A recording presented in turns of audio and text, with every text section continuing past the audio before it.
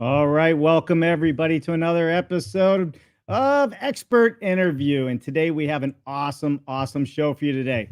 Precision light steel roll forming technology, framing modern construction, solving for the high cost of construction. How can technology and smarter ways of building address the global problem of the high cost of construction? Offer a solution to the global housing crisis. Today on Dave Cooper Live, we are welcoming Nick Kubre, CEO of Howick Ltd. We're talking about more than just light gauge steel, precision manufacturing, reliability, rapid build speeds, improved accuracy, and reduced wastage, offering solutions for new residential builds, low-rise commercial, from retrofit infill, walls to bathroom pods. Howick is a pioneer in the technology of precision light steel roll forming machines, high precision manufacturing, direct from coil steel to steel framing, flooring, and roofing systems. Partners and suppliers to developers, builders, and offsite construction companies in 75 countries. Howick uses CAD technology to produce cold form steel components ready to assemble for walls, floors, and trusses for a total steel building solutions. For over 40 years, Howick has been manufacturing systems in their plant in East Auckland, New Zealand, made componentry either manufactured at the Howick factory or sourced locally, with oversight of the complete supply chain, systems, processes, assuring a standard of quality that sets their technology apart. So, why don't we hop into this without further ado, and let's welcome Nick Kubre to the show. Hey, Nick, how are you today? Yeah, good, thanks. Nice to be on the show. Yeah, well, hey, listen, we're excited to have you on the show. So, Nick, you've been the CEO for roughly 5 years at Howick. You're kind of born and bred and raised in the industry itself, let alone Howick. We ask everybody on this show, especially when they're changing the way we build, just like yourself, that we need to know everything. I mean, I'm not talking a little bit, Nick. We want to know everything. We want to know everything about you from the moment you were born to this very moment in time. Do not leave out any of the good stuff from the hospital, or we will call your mother. And I can tell you now, you do not want her on this show because we will pull everything out of her that's embarrassing. But you only have 2 minutes to do it, Nick. Tell us a little bit about who you are, what your background is, where we're headed, and then let's hop into today's show. Yeah, thanks, Dave. Well, being a family business, since running around as a toddler in the factory, which is probably not allowed to do anymore, but come through, done basically everything from working out on the shop floor, sweeping the floors, building machines, then into designing machines, working through accounts and all that sort of stuff. So by the time I sort of finished university, I'd done most of the jobs within the business. Then spent a couple of years based out of New Zealand here, working in the factory and working with sales and support. From there, I ended up in the UK for about 7 years. So I had quite a bit of experience with our UK customers and our US customers, traveling around the world and seeing how everybody does everything. Lots of different approaches. Since then, came back to New Zealand and took over my current role of developing the business and looking for new opportunities and new products. My brother and I now run the business, and my father is still involved. We're a third generation company, so my grandfather was originally involved as well. And we've not only done construction stuff. If you look at the history of the company itself, we started off doing general engineering and one-off pieces of machinery. So we've done everything from machines that make all the copper piping for refrigerators, to skinning sheep, to making ice cream, to recoiling steel paint lines and the likes. And then we got into construction. So one of the reasons we got into the construction side of things was actually because we wanted to have a product that we could sell everywhere rather than just one-off machines. The one-off machines are great fun and you learn a lot from them and come up with really interesting ideas. But as a long-term goal for the business, we wanted to help change the construction industry. So we needed a product that could be used everywhere within reason, from everything from garden sheds up to multi-story buildings up to 10 and 12 stories in Europe. So that's kind of a very brief overview of where we are. Yeah. So, Nick, so it's a family business. And when was it started? Over 40 years ago. Like exactly Yeah, when is that? 1978. 1978. By your grandfather. Yeah, And father did I hear you correctly when you guys have done everything from machines to help skin sheep? Is that what I heard? Or yeah, it was a bit of an odd one. Yeah. It's because of the nature of where we are in the world. Back in the early 80s and 90s, when New Zealand travel wasn't quite so easy. We can still do it, but it wasn't quite the Sure. same as it was up until recently. Right, right. So talk to me a little bit about, kind of the problems that Howick is solving, right? So you're into the machines to help in the construction industry now and bathroom pods and what have you. Where did the vision come from to say, hey, this is an opportunity for us to improve an industry that is really in last place when it comes to innovation and construction? Yeah, so where we started in the framing machines is because we used to build machines for anybody, anything you wanted, just show up and we'll try and build it for you. Someone actually came to our factory, they bought a machine, I think it was from Australia, and they came and said, "Well, it's not working properly. Can you help us fix it?" And when we sort of got into looking at it, and well, actually, it's not really fixable. It had bits of 4x2 for chain tensioners. So as the 4x2 wore out, you just pushed it down a bit more and bolted it back in, and it would wear out some more. So it was never really a production machine. It was someone's prototype. And we were sitting there looking at that, and we thought, well, maybe we could do a better job of this. And what's the actual market for steel frame? It turns out it's huge because there's lots of people doing stud and track, but that inherently has a lot of waste because you're cutting pieces and throwing them away. So we started off just cutting things to length and making them fit, and then we started adding tooling. So we added the dimple punches for screws, we added the swages for the flush joints, we added all the service holes, developed some very simple software, and that's where it sort of started from. And when we sort of stand back now and look at it, that we're a piece of the puzzle to solving the whole efficiency piece and the wastage piece. Because if you get the main skeleton of the building right, then everything you hang off it can be right as well.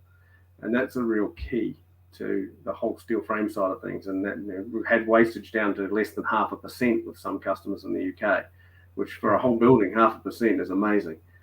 But, typically, we're sort of 2.5% for the steel frame sort of wastage, which obviously is recycled. And so the opportunity there was to go and do the framing. From the framing, we then looked at flooring. So we got into floor joist systems, composite flooring as well, which is a bit of a smaller market for us because they're really big pieces of kit and you've got to have a lot of volume to make them actually worthwhile. But we're starting to see that happen, especially with the nature of the world at the moment where there's been timber supply shortages, but not so much for the framing everywhere in the world. I know in the US there was quite a big issue with the framing timber, but it's more the bigger pieces. It's those 12-inch timber joists that you just can't get anymore because the trees are not big enough because everything's getting harvested. So there's a really good opportunity there for the bigger steel sections. Well, sure. So, I mean, let's get into the efficiency side of this. I mean, a lot of technology today, to include yours, is gaining so much traction because one, COVID, supply chain, labor issues. There's all these different factors that play into this. But the value of being able to reduce your waste, like you said, 2%, even 1.5%, even if it's 3%. Heck, Nick, even if it was 5%, most construction sites are putting 30% of their material in the dumpster. When we look at least here in the United States. So those are huge savings. And I don't think a lot of people actually quantify those savings. It's just cost of doing business to a lot of them. But to me, it's throwing money in the garbage and it's throwing good raw materials away as well.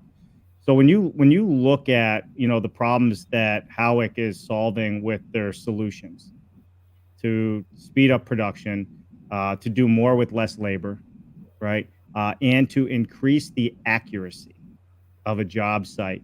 Can you kind of walk us through this process and all of the different things? If I'm a developer or a contractor or a builder, walk me through the value of this, from start to finish, so I can have that conversation with you and quantify what this value really is.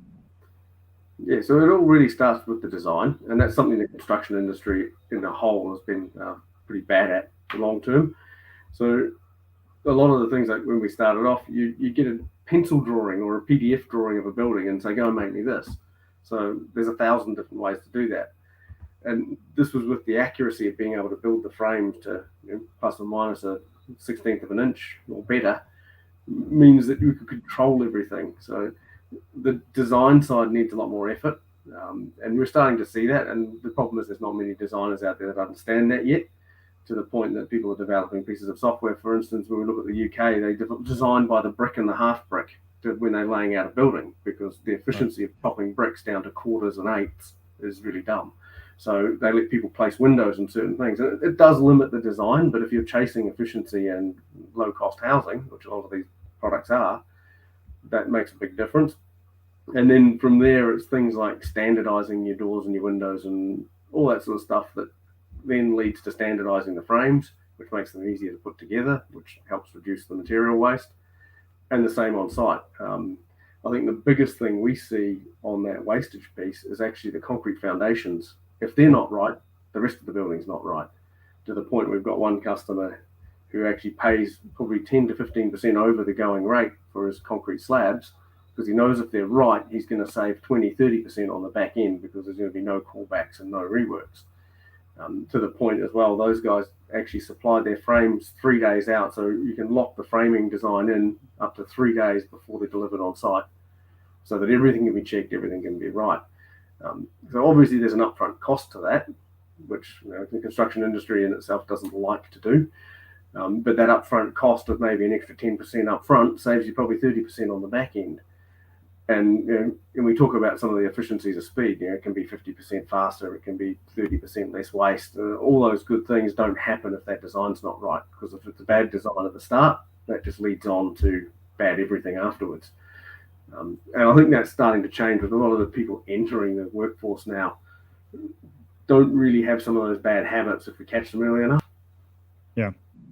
Well, you know what, and I agree with that. And just I want to tease a little bit here, because those uneven slabs or remodeled spaces, you guys have a solution for that as well, with some new framing technology that you've just recently come out with. So I look forward to talking about that on the show moving forward here. But when we get into the machines themselves, they can be mobile as well, right? So a lot of these machines can print right on site. You can set up a mobile station to print out your studs, your floors, whatever it is. Yeah, and that's right. That comes with some efficiency costs. So going back in the history of the machines, we go back to the very early machines, and we're sort of talking early 90s at this point. We made the machines really small, lightweight, single phase power, so that we could actually take them to a site and up an elevator shaft into a multi-story building and frame out each floor. It was a great concept. The problem was we were a little bit early. The software wasn't quite there for the designing of the building. And then we find that the buildings aren't as accurate as the framing we were making. But also there's the health and safety side of things, is shifting 1 ton coils on site and just transporting them through a building becomes an absolute nightmare. So we've sort of gone away from that. Then we ended up going to the bigger machines that are still quite small. When you think of a roll former, we're sort of talking 14 to 16 feet long, not 50, 60 feet long, right. And more high-speed dedicated manufacturing machines. In saying that, we can actually put them in a 40-foot or a 20-foot container, so they can go to site as a mobile factory. It does cost you a bit of efficiency in the assembling of the frames, so it works if you've got a big enough site. But when I look at it, if we've got a really big site, say you're building, I don't know, 100-unit apartment block or something, you're better actually to build a little factory unit where you've got the space on the site and you can demount it afterwards. You can use the framing to do that, should you wish, or just some other unit. We've seen them put in tents as well. So it's really a horses for courses thing. You've got to look at where do your efficiencies lie. What we've found with the teams in Australia, where there's a similar scale to the US as far as transport goes, is they decided that it was actually better to ship the airspace on the truck, so the fully assembled frames, for the speed on site was a better trade-off than trying to manufacture them on site, because you have all the fun little things like, if you're assembling straight off the machine, the panels go together top, bottom, left to right. When you're going to site, you have to bundle everything, strap it up. They get it to site, they cut the bundles and they drop everything all over the floor and spend hours sorting. So when we look at efficiencies, we like to stand back and say, where's the real efficiency? And it might cost more in one place, but you're going to save a lot more somewhere else to make it worthwhile. Right. Sure. I had the awesome privilege of hands-on with one of your machines a couple of years ago in Pittsburgh. I was at one of the steel factories out there with some people at a show we were at, and I have to tell you, I was able to put together the pieces that were coming out of the Howick machine, and we did a video on this. So in the ease of doing it and assembling it and training somebody how to do it, I was able to do it. So that should give you some inside view of how easy this really was. And I learned how to do it in just a few minutes. Now, but the difficult part of this, and when I say difficult, the technology side of this, that's doing all of that work to make it easier for the people in the field or on the assembly line after it comes out, is this actually takes in the CAD program. Is it right? And it'll actually it cuts and prints each stud to the exact dimension that it needs to be. So when it comes out of the machine, it can easily be assembled right there or panelized for shipping out to the field.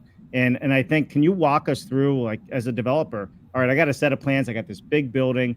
Do I need to start knowing that I'm going to be using a Howick machine to do this, or is this something that I can get with Howick and they say, all right, well, no, I can take these and we can turn this into what you need it to be? Yeah, so the process, when we look at it, we've always tried to keep it simple, and it's always good to hear that things are still quite simple to put together. It's very easy to complicate things. Um, Say we've got a developer wants to come on board with us. Typically, they will have a frame, whether it's a concrete frame, a hot rolled steel frame, or a timber frame, as long as we're down to the same dimensions. So we've actually looked at, for the UK, it's a 4-inch section because that's a brick size. For the US, it's a 3.5 or 3 5/8, or potentially a 6-inch. So as long as the core building design is designed around one of those sizes, we can then take it and remodel it. So what we've done with our machines is they have an open language controller.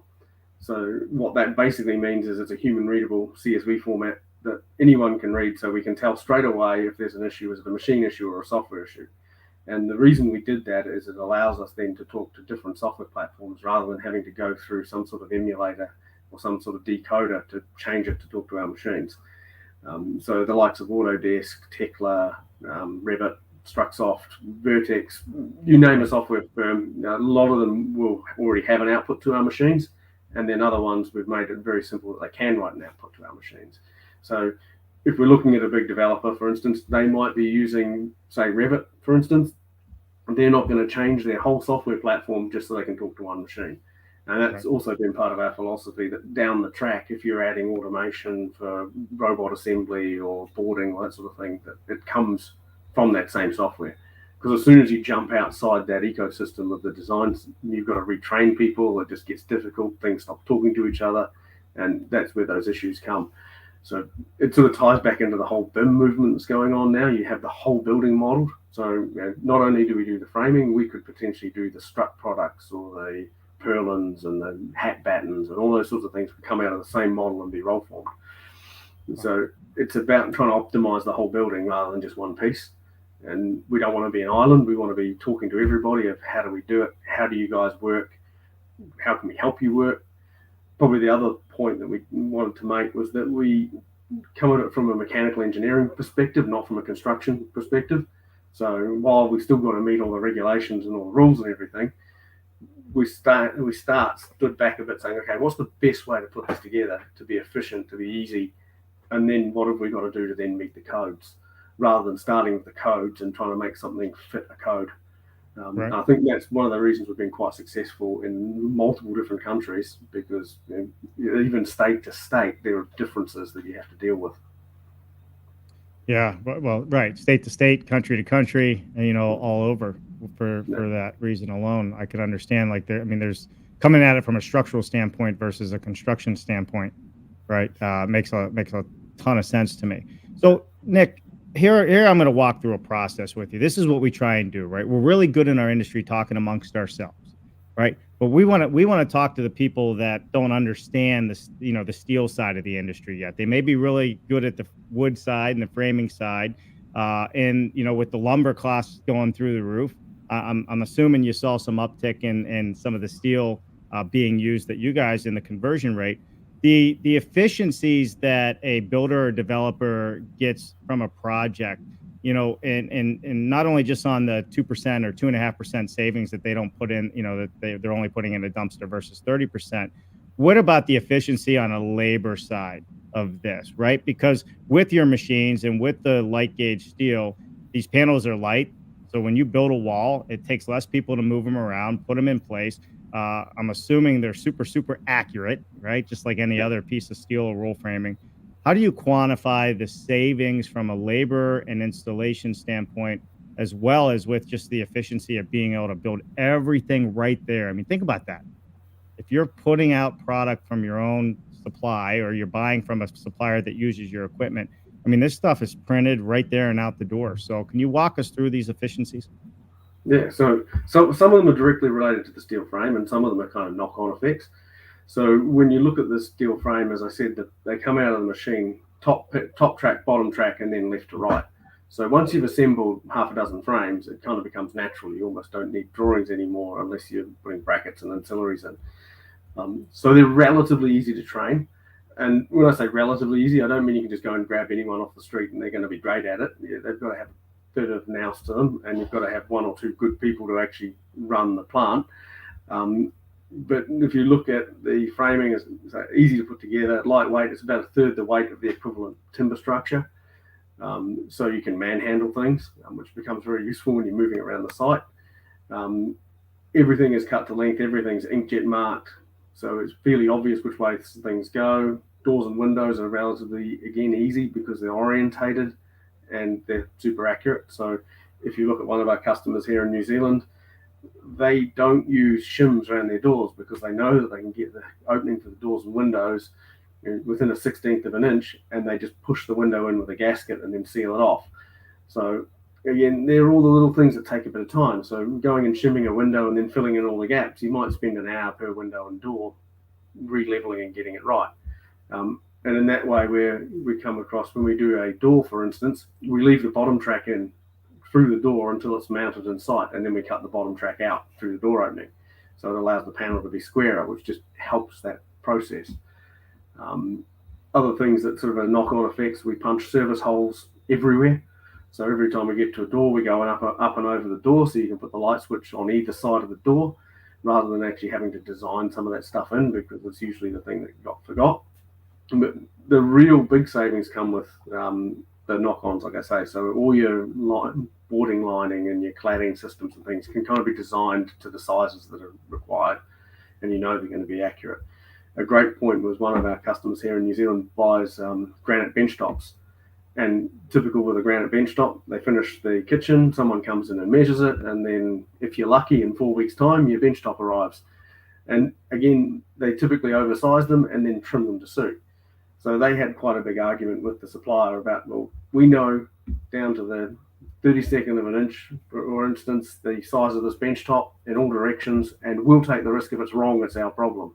And it took them a long time to convince the bench top supplier to supply cut bench tops. Same thing with carpets and floorings. They can get exact cutting lists. So the guys that got down to 0.5% used to order straight from the carpet mill and say, these are our room sizes, and they're right, or it's our problem.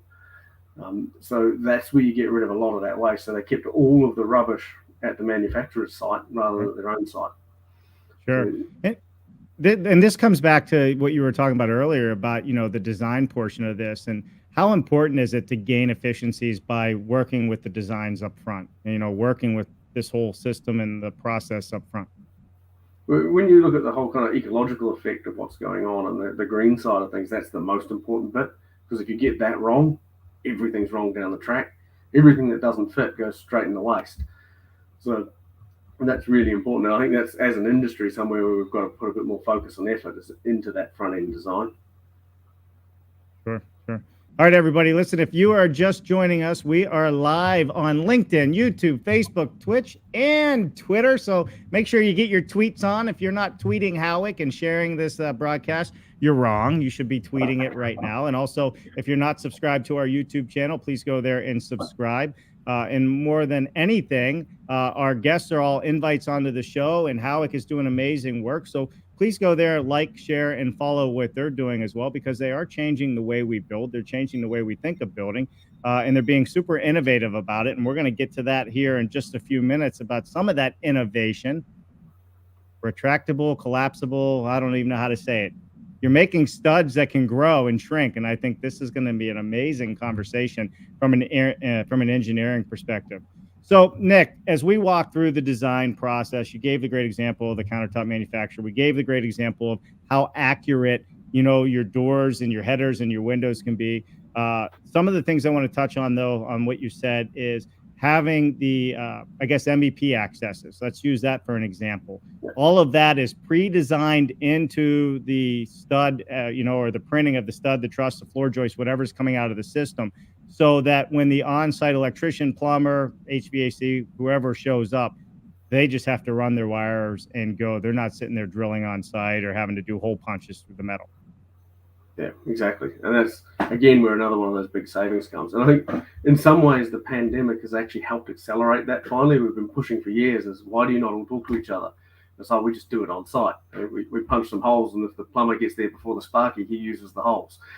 That's the sort of thing that always creates a bit of friction on site. But now, because everybody's been working remotely and they're sort of trying to plan out these jobs, that planning front end is happening a bit more. The next step is to get everybody to share the models and all work off one model. And that's a hard thing for the industry, because it's a where does the liability lie for that model. And what we're starting to see now is some of the bigger people, especially in Europe and a little bit in the US, are saying, well, actually, the client owns the model, it's his model, and everybody works off the client's model.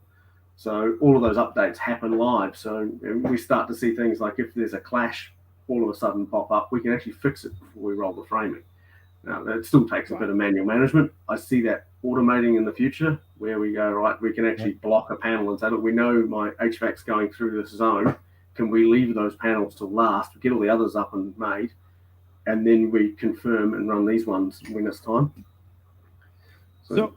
So real-time changes, right? I mean, so let me just make sure I understood exactly what you said and that the audience understands this. If I'm working on a large commercial building, let's say residential, and I start finding that, all right, well, I'm having some mechanical issues, or I need to change something, maybe the utility company came out and said, well, we got to bring our gas lines in from that corner because we overlooked. These are all things that happen on job sites, and you have to make changes. You're telling me that in real time, we can update those changes. So for all the production of the floors, walls, roof trusses that haven't been put through the system yet, we can make on-the-fly changes to get the efficiencies out of those with some minor computer skills. Yeah, well, that's where we're trying to get to. So at the moment, it's still quite a manual process. You're still grabbing marked up drawings and fixing stuff.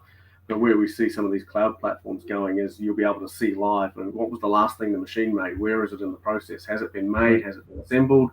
Has it been stuck on a truck? Has it been installed? So we can start to see those things. So that has some potential huge benefits. It's going to take a little while to get it working properly, but that also ties into the as-built building. So say you need to go and modify something in the building once the walls are all dry lined and finished off. We actually don't have to rip a wall down to see what's inside it. We should be able to then pull up through some sort of AR viewer or just in a model what's in behind that wall. So where we see that happening quite a lot is in the aged care space, where they want to put grab rails on walls, but they don't want them there initially. They just want to know that they can put them there, so we can design all that into the panels to start with. So knowing that those are going to be attached. Wow. I love it. Let's say hi to a couple people that are tuning in today real quick. We got Michael Bruce, Gulf Shores, Alabama. Hey, what's happening, Michael? Thank you for tuning in today on LinkedIn. We appreciate having you here. I don't know if you know some of these people, but I'm assuming you do. Dee Vermeulen from, do I say it right? Wailuku, New Zealand? Waiuku. Okay, see, I'm glad I got a New Zealand to help me with this. Moving on down the line, Henry Mickelberg. On my decking in southern France, continually throwing a frisbee for my demand 6-month-old Alsatian puppy. I'm not sure what Henry's talking about there, but Henry does have a follow-up comment here. He said, I guess that after you made a few automated sheep shearing machines, walls are easy. One would think. I don't know much about it. We got Cindy joining us. Hey, Cindy Pasimanini, how are you? From Auckland, New Zealand. Cindy's part of your team that we know very well. Thank you for tuning in the background. We got Dion Anderson also joining us from Auckland, New Zealand. And we have some Melbourne user. I'm not sure who this is. I'll have to look up their name. Maybe Jen can send it to me in the private chat. Melbourne, Australia. We're all over the world today. So this is awesome. We got Peter Molinar from Toronto. What's happening, Peter? Andrew Seeley. Howdy from Texas Hill Country, y'all. G-Pod, how you doing, Andrew? It's good to see you. So that top one, oh, there you go, was Simon Waldron from Melbourne, Australia. So Simon Waldron is a heavy thinker in this industry. Good to see you, Simon. I'm glad you tuned in today. Ooh, another heavy hitter in the industry. Jerry McCahey from Integra. That's the very point. Optimize the whole building. That is the key to successful offsite. Do you know Jerry McCaughey by chance? I've not met him in person, but I can certainly see him on LinkedIn and sort of things going on in conferences. It'd be nice to actually meet up in person one day. Yeah, for sure. I mean, Jerry's well, obviously he's on the wood side of the things, but when it comes to innovation and automation and exactly what he says, optimize the whole building, being the key to the success, that's exactly what you guys are doing on the steel and metal side of this. All right, Yeah, let's hop into this a little bit deeper. And the fun stuff that I really want to talk about is some of the new technology that you have. And we're going to get into this collapsible and expanding stud, the wall stud that you guys have come up with and engineered. And then I want to finish off the show with really getting back into the value. Let's walk through what the value of this is and why, if I'm a developer, I should be looking at the Howick system and what the differences there may be. But first, expandable studs and they meet engineering and code and everything else. Come on, Nick, talk me through this. Yeah, so the whole problem we sort of started off was with that small machine we talked about earlier on, about taking it to site and running stuff on site. And one of the big issues we had is when you go to a building site, whether it's a new build or an existing building, is that the building's not as accurate as you'd like it to be. Things have moved, or a good example is we had one we did the other day where they came in and then they put a screed topping on the floor, which added another inch to the floor height, which meant all our walls weren't going to fit. And the first process we came to was, right, let's 3D point cloud scan the building and then make the panels to fit the building. Now, that's great and it works really well, but it's fairly time consuming. It involves people going to site and doing site measures and all that sort of thing, and then redesigning. So what we then jumped to was, can we make an adjustable stud? Now, we've all seen deflection headers that people use now, which give you sort of an inch of movement, mainly around the seismic and fire issues. It's like, well, could we use that in a way to actually make these frames easier to put together? So if I share this video, it'll show kind of the concept of where we are. Go ahead. Hey, and listen, I think this is super cool. If anybody's out there ever seen a flexible stud before, please let me know. I mean, this is ingenious in my opinion. Jerry McCaughey, you're well versed in this industry. Do they have flexible wood studs that you know of? That's a joke. Inside joke. So Jerry will probably say, well, by gosh, yes, they do, Dave. All right, here we go. All right, Nick, it's up on the screen. So this is just a 3D animation. We have actually done work with a number of contractors now, but the idea being is that the stud telescope, so it's made out of 3 elements. There's a stud, an internal stud, and a top track with a deflection header. So we can squash these panels down, carry them into the building site, and then expand them out. Initially, we thought we'd compress them by about a foot. Some of the ones we've done, we can compress them by 6 foot. So all of a sudden you can get these panels into an elevator shaft or into a service elevator and take them into an existing building. So by making them expandable, we sort of aim for 10% movement on the expansion. It allows you to fit a building. So the site measure doesn't really have to be that accurate. Levels don't have to be that accurate. You can see here we're adjusting the level of the soffit to a laser line, which is one of the first projects we did with it. It just makes that process easy. So instead of going in 3D point cloud and then designing every single panel, we can either 3D point cloud or work straight out of the BIM model, because we know if the building's out by more than 10%, there's a few other issues going on. Right. So that was where the concept came, and it's been a really cool ride. So we're relatively early on the process. We were going to launch this in the States last year at the Intex show, but unfortunately we couldn't travel and it all just got a bit hard. We have actually got one of these machines at the Autodesk Technology Center in Boston. So I don't know if you went there, Dave, but we used to have a machine there. We put one of these machines there, and we're going to have one back there again shortly, so the people can actually go and try out the concept. And what the feedback we're getting from the contractors is they love it because it reduces the number of men on site. Is one of the big things for the moment, which is kind of a good case in point for the whole pandemic space. So you can have 2 people on site fitting out a floor, versus you might normally have 6 or 8 people cutting studs and moving product around. Again, it leads us back to a big savings, as you're not taking a huge bundle of stud and track up to a site. You're taking exactly what you need. Right. And it just allows us to do stuff a bit faster, a bit cleverer. And once it's adopted, it's pretty hard to go back, because if you look at just fabricating up a door frame, when we talk to the contractors that do it all day, every day, they're saying, well, it's about 30 minutes to assemble that and get it all right. And you've got to make sure it's square and true and all that sort of great stuff. Where this comes out to size already. So it might be a 5-minute job to install that door frame. So Well, I that's think, where the big savings come. yeah, for sure. I mean, Henry says expandable studs are superb retrofit solutions. And Nick, I think to go back to your point, in those videos, that is such a time and labor consuming process when things are out of square. It's very time consuming. And when you're looking at times versus dollar versus hours spent, man hours, materials that have to be cut and recut because it's cut wrong. I mean, this is just something you put up, expand, collapse, and then I love the header part where you could level the header just by making a couple tweaks with a laser line and adjusting. I guess I'm assuming they're by pin screws or some sheet metal screws or what hold it in place. Yeah. And the machine that you have in Boston, that's different than other machines. So that's a special machine that has been designed for this. Can that machine also just put out the regular studs? Yeah, so it's designed, it's more the lighter gauge studs. So it's designed, the telescopic is really an internal non-load bearing system. Mm-hmm. We've been asked for a load bearing one, but that's a little bit more challenging. So it'll do your standard 3 5/8 stud and the telescopic to go with it. So you could run a 3 5/8 stud or a 6-inch stud or a 3.5-inch stud, depending on the machine you get, one size per machine.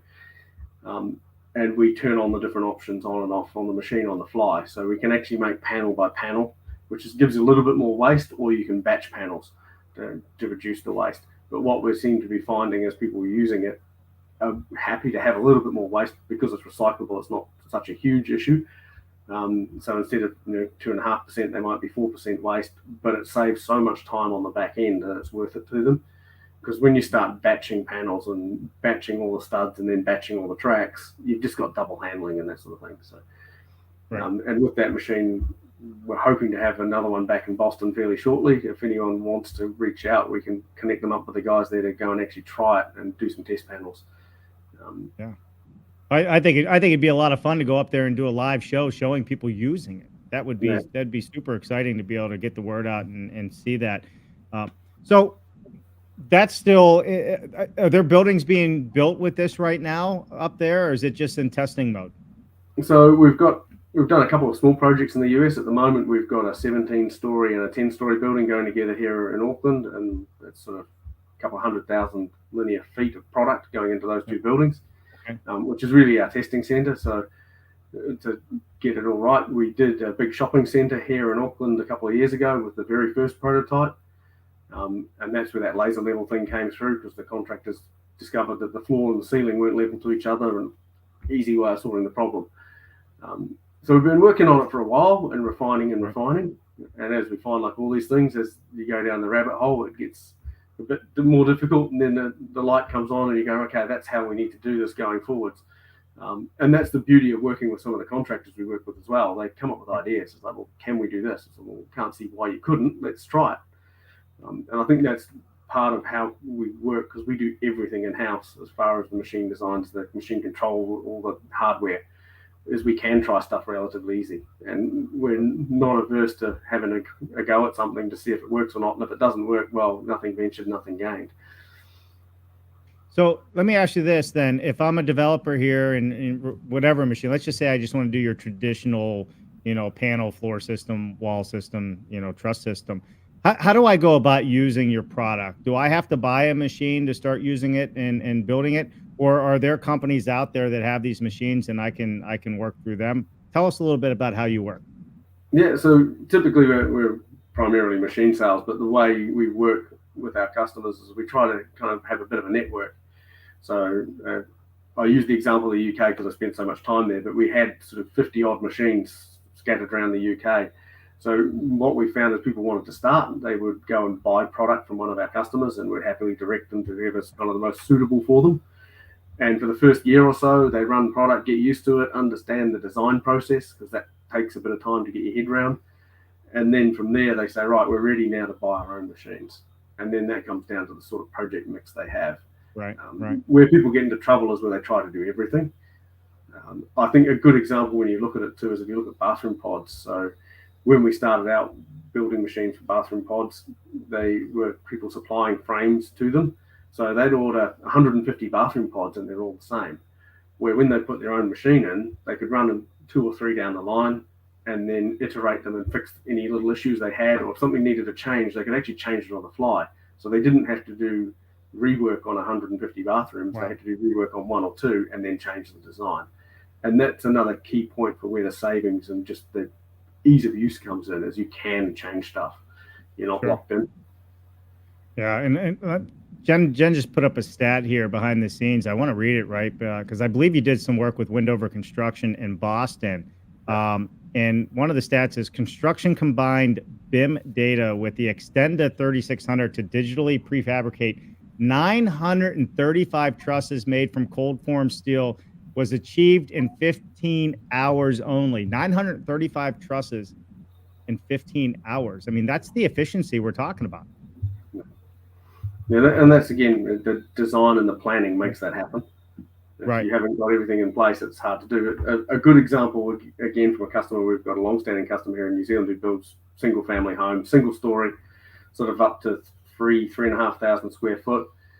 He will run one machine and 4 assemblers to assemble all the frame, panels, trusses for that house in an 8-hour shift. Mm-hmm. Their efficiency is really good because they've done a lot of it now, but they assemble straight off the machine and straight onto their delivery trailers to go to site. So it sort of gives you an idea per machine. You can do one house a day once you've got it there. The biggest thing is feeding the designs in. So you don't want to be doing 1,000 different houses. You want to do 10 versions 100 times each. Sure. Well, and that's the efficiency on any kind of assembly line, production line, whatever we want to talk about there, whether that's steel, wood, what have you. And I agree. I think, in the steel business, where you're getting into the light gauge steel studs, whether it's residential, commercial, when you get to the multifamily type builds, the larger builds, where you're going to see a lot more of the steel being used versus, in just traditional one-off custom site builds, you're still seeing it. That efficiency becomes more of a reality, because that is where you can really gain the efficiencies to get your product out the door and be accurate with it and have less waste, have less labor, have less mistakes or mathematical errors, because everything is cut so precisely for you. And these are all big time saving things, especially in the field, especially, when you have large projects going on and you're looking around and labor is at a minimum. You really need the people that can put it all in place for you and do it quickly. And they may not be, with 30 years of skilled experience. This helps resolve a lot of those issues. Yeah, and the next thing there is probably the mass customization side of things. So give people options, but don't give them free rein. Which leads back, I guess, to the automation side of things. When there's a lot of people trying to automate a car factory for building houses, and it's not quite that simple. And unfortunately, there's some big players in multiple countries that have launched into this with a whole lot of money and just said, let's just put robots in and make robots work. You've actually got to change the design process as well. What we've designed for our framing is for a man to assemble it. It's easy for a man to assemble it, not so easy for a robot. It can be done, but there are probably some things we need to change and actually invest the time and effort in. But we also find these factories want to be flexible and they want to build 50 different types of buildings, where even when you look at car stuff, it's kind of, there are similarities in the way they're putting things together. A door is a door is a door. They might have 2 different sizes of door. They don't have 400 different sizes of door and put them in different places on the car. You don't put it on the bonnet or on the trunk. And that's, I think, something the industry has to get their head around. And it's not I don't think it's a money thing will solve it. I think there's going to be some smart people come out of relatively small businesses, and then they're going to get the funding to do the bits they need to do in the order they need to do. And we look at the likes of Katerra throwing $1 billion at it, didn't make it work. It's more about the stuff in the background that has to make it work. But what I love about your technology and the portability of it, regardless of where it's at, whether it's on a manufacturing floor or if somebody were to use it at a job site, is you can do so much more with less. You don't have to design a fully automatic manufacturing facility, because you're absolutely right. A lot of people do compare it to the audio industry, but the audio industry knows exactly what they're putting out the door before they even break ground. Like, it is already planned. The product's planned all the way down to the door. in the boot and all those things. There is no let's change it up on the fly and let's move with it. But what your solution is allowing is for, somebody that's already up and running to increase their productivity, increase their efficiency, do more with less labor, save on waste. If I'm missing something, let me know. You get more accuracy, you get a better end product because of the precision of the manufacturing of the studs and when they're put together. Everything's pre-drilled, everything's for MEPs. Plus, the people putting it together know exactly how it goes together, and it's. I mean, to me, it's a no-brainer if you're using this type of technology, or you're building with metal and steel to incorporate this into the system. I mean, to me, it's a no-brainer. You can feel the efficiencies by just saying it. Yeah, and I think the other thing to look at too is it's not just steel or just timber or just concrete. There's a hybrid piece to play, and I think as we go into the future, there are places where things like CLT and laminated beams make sense, and there's places where steel makes sense. Right. When you look at a building, I don't think a massive CLT wall as an internal non-load-bearing wall makes any sense at all. That's where you should be using the steel. But the opportunity there is to actually hybrid stuff, and I think this is where collaborative working across different production facilities to deliver something to site is the next big step we're going to be making. Yeah. And it's funny you say that. This hybrid approach is starting to happen more and more often. People are really starting to understand the value, like you said, to get the efficiencies from different products to make a building better, make it stronger, make it more efficient to put up, make it healthier for the occupants to live in or work in, whatever the case is. So love it. So Tom Reed, there's a name that we know that's in the steel business, moving the telescopic machine back up to Audius on the week of December 13th. There you go. So the week of December 13th, I guess he knows something about your telescopic machine. Good to see you, Tom Reed. I hope all is well. Tom, I think Tom's from my hometown of Pittsburgh. If that's the same Tom Reed, I haven't heard from in a while. I hope he's doing well. Super nice guy. Super nice guy. All right, so let's wrap this up, Nick, and I want to wrap it up by, first say thank you for coming on the show and talking about what you guys are doing and how you're running this process. But two, where are you with the future? I mean, you've alluded to a couple things. What do you see as the future in construction? You guys are busy. The market's moving strong. What's next for Howick? Yes, we're developing all sorts of products. We've got a composite flooring system and things which are, again, have got a bit of a boost from the pandemic because we're focusing on easy to install, so we can put a concrete floor up with only 2 people on site. Then we're getting into precast versions of lightweight systems, more sort of smarter things for the modular builders. But what we also see coming is the fact that because of the cost pressures that are coming at the moment, people are starting to now look at life cycles of cost. And there's some really interesting things happening in the space of new ground source heat pumps, screw piles that have got ground source heating in them to, over the life of the building, use less energy. I think that's the next step, is how do we actually design things to make use of some of these technologies that are not quite yet mainstream and are still a little bit expensive, but they're going to come down because we're seeing energy spikes everywhere in the world at the moment with the requirements. So if we can help lessen that load. The other thing we're sort of focusing more on is our smaller machines, which we can air freight because of all the global shipping issues at the moment. We can actually get the majority of our small single-size machines can go on a domestic aircraft. So it means we can still do stuff overseas. And I think there's some quite exciting things happening where big developers are now looking to technology, because where they used to just be able to get anyone they wanted and as many people as they wanted, that day's gone. It's all about efficiency now. Well, and it is, and being you manufacture machines, but you're really a technology company. You're an innovator in the space. You guys are thinking of the future. You're using the data that's already out there and that you're working on in the future to make a better product and solve other efficiencies that you guys see that are happening out there. Nick, one of the things that recently you guys put out there is a buyer's guide. So if somebody wants to learn more about, what machine is right for me, or how do I start sorting through all the different options that I have, what is the best way for them to do that?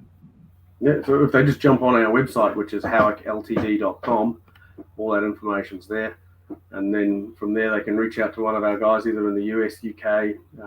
We've got some guys up in Europe as well, or direct with us in New Zealand. We're always happy to have that conversation. And I think that's quite important, is you've got to spend the time to understand what you want to do and what machines you want to use, Right. rather than just jumping in.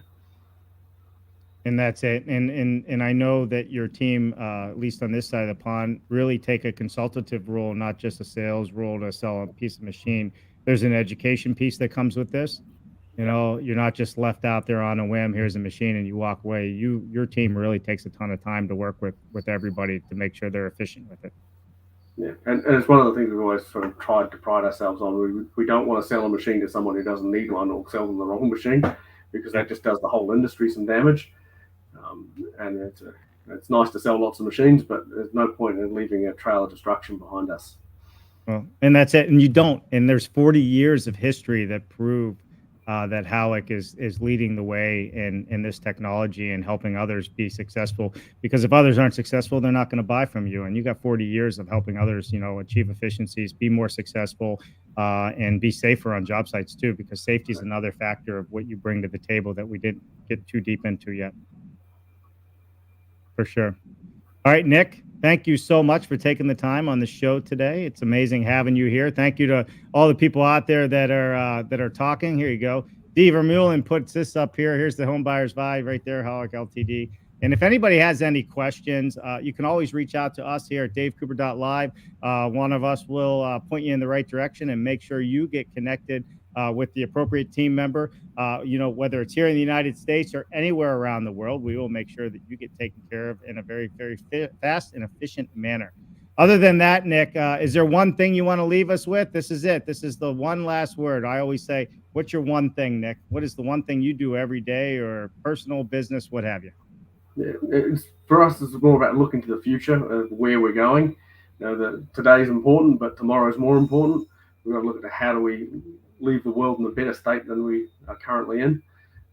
And we feel that we're a small part of that, and hopefully we can help some others along the journey as well. That's it. Let's leave the world in a better place. And I love that. That's what the next generation of builders are already thinking. And if you're in business and you're not doing the same things that Howick is doing and thinking that way, then you know, that's not a good thing, because I think that's what's expected moving forward. We got to take care of our own. Got to take care of the kids, the future, our planet, all those fun things. All right, there you have it, everybody. Nick Cobray, CEO, Howick Ltd. Go and check them out at howickltd.com. My name is Dave Cooper. Nick, don't go anywhere. And everybody else, we will see you Wednesday for our product spotlight. See you then. Bye now.